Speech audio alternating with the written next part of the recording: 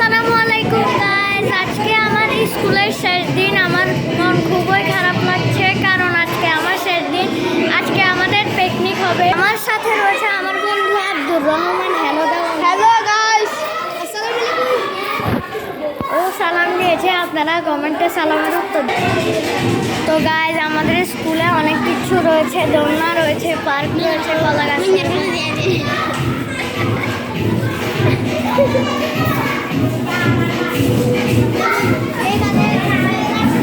अभी तो ऊपर दियो, तो ऊपर दियो, ऊपर दियो।